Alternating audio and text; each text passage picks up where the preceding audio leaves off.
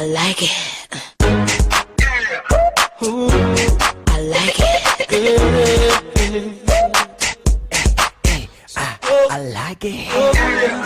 Okay. Namaze kuburiza rutema ikirere itwerekeza hariya neza na neza Nigeria.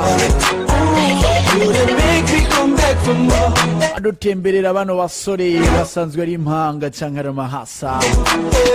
Umite Peter Okoye, oni na umite Paul Okoye. Bose hamwe bagize umugwi.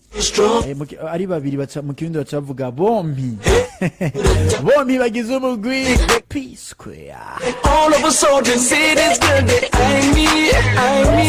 ni uno mugwi waje kabisa muri ya myaka ya za 2002, 2003, 2004, 2005 kuduga. Zira iraza kabisa iradukoma amahiti.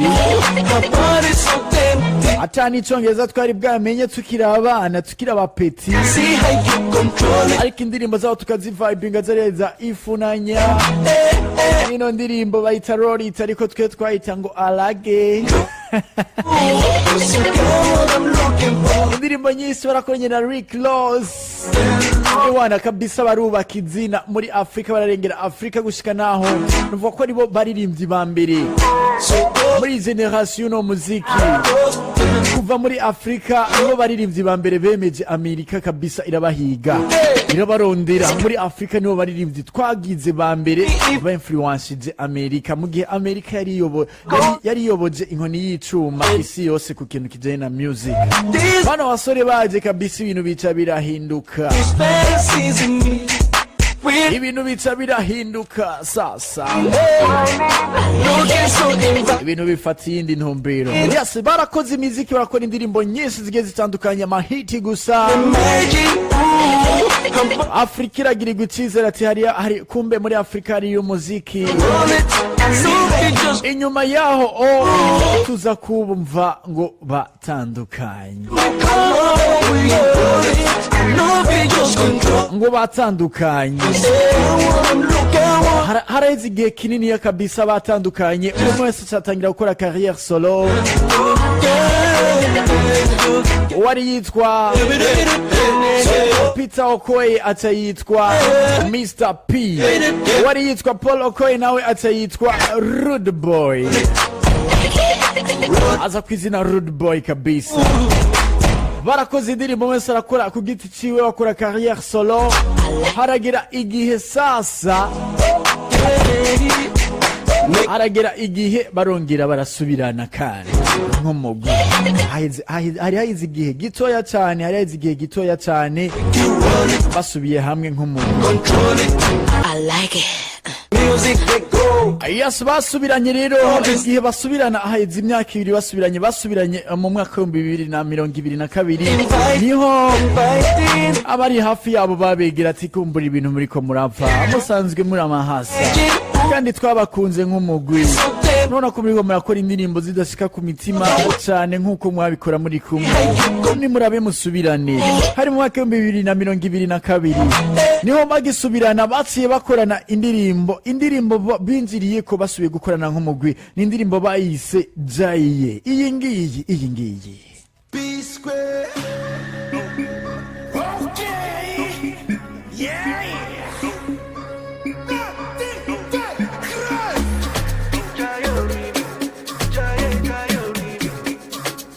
Ni indirimbo baciye basokerako bagarutse kandi nk'umugwi P Square. Indirimbo ubona yuko imaze imyaka ibiri nyene, niyo ndirimbo nakubwiye ko haize 2 basubiranye nk'umugwi P Square. Nino ndirimbo ubona yuko igeze ku ma views arenga miliyoni 11,556 n'amajana 370 aha ku rubuga rwabo rwa YouTube official P Square. Bakoze ino ndirimbo sasa, bakoze iyi ndirimbo yonyine. Abantu bararyohewe cyane igaruka ryabo nk'umugwi. Ni benshi cyane ubona yuko kabisa baciye baja kwihakantu ati Imana ishimwe kubona umugwi ongeye kugaruka nk'umugwi. Indirimbo yakiriwe neza ko bari bakumbuwe. Indirimbo yiswe Jaye. canke ihegeme hariya mu rurimi rwabo. Shabby now them get them out. Waiting there like men talk. I could Ariko rero amakuru ndagufitiye adateye ivumba, amakuru ndagufitiye batojwe neza. Hey, this game is over. I love this song. I know this song. You know this song. You know this song. This song, this song, this song, this song. This moving up. Hey, hey, hey, hey, hey. I like it. Yes, amakuru yabatojwe neza, amakuru ndagufitiye amakuru adateye ivumbi. Nuno mugwi ubona yuko muri iki gihe turimwo muri no misi wongeye kuja mu gwaga kabisa, ndagwita ugwaga. Control it. You the make me come. Yes, ni muri interview yatanzwe Oh, I love you. hari ku munsi wa kangahe? Hari ku munsi wa mbere. Yes, hari ku munsi wa mbere kumbonesha kuri komeye hariya muri Nigeria, maze interview itangwa n'uwitwa See how Rude Boy. this is Akubwira ngo ndakubwira mu Cyongereza, so strong. ndagusigura no mu Kirundi. Never stop me. My own twin brother Peter wanted to kill me. Then all of us. He planned to finish me, but his plan failed. Yeah. He called the EFCC and they got me arrested. Say she to try me. Thank you God, I wasn't doing yahoo. But it's so If not, my career would have been finished. when you roll it. When they realized that I had nothing to hide, they had to let me go. I was waiting for my brother to come and tell me he's sorry, but I've never heard him say it till that date. That's the reason why we no longer have P Square. I wrote 99% of all the songs we did together as P Square. Uyo ni Rude Boy ariko arabivuga kabisa, ubona afise n'ikiniga kirenze, aho yakubwiye ati Music on. ihasagi wanje bwite byarashatse kunyica. How I do. Ati yaragerageje kenshi kunkuraho ariko bikaguma vyanka. Ati yarahamagaye Whining, whining. umugwi witwa EFCC Inviting. maze baramuhagarika. Ni umugwi w'igipolisi hariya muri Nigeria, muri Nigeria baramuhagarika. Ati ntiyigeze atera induru n'imwe, ati iyo atera induru hoho ati kariyeri yiwe yari kubihagaze n'ubuzima bwe bukaba buhagaze.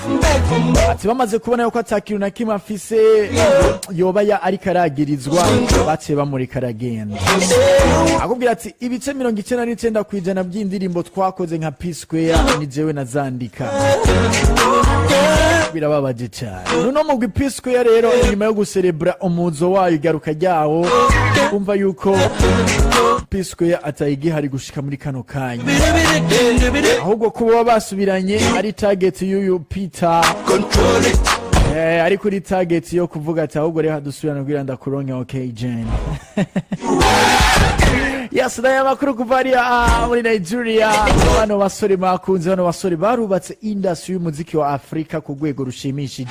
Baratumye Afrika igira igitinyiro mu muziki. Girl, I love Hariya muri Amerika yari yoboje inkoni yica umuziki wa Afrika. you. They make me come back. Ariko wumva yuko hari akantu kabisa katagenda, wumva yuko bazirana ku buryo bw'uko bashobora no guhigana kugira bicane kandi basazura amahasa.